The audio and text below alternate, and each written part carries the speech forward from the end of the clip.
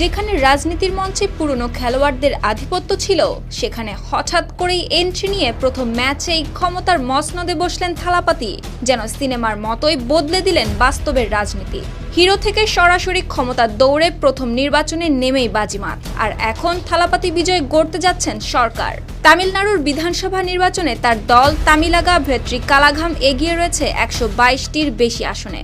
মোট 234 আসনের এই রাজ্যে সরকার গঠনের জন্য প্রয়োজন 118 আসন।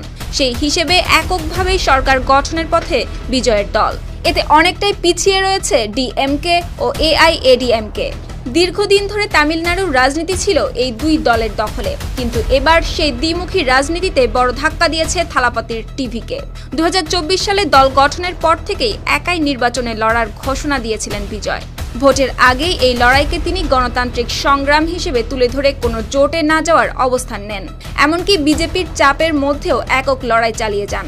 আর এখন প্রাথমিক ফলাফলে টিভিকের এই উত্থান নতুন রাজনৈতিক সমীকরণের ইঙ্গিত দিচ্ছে। সুপ্তি রায়, RTV।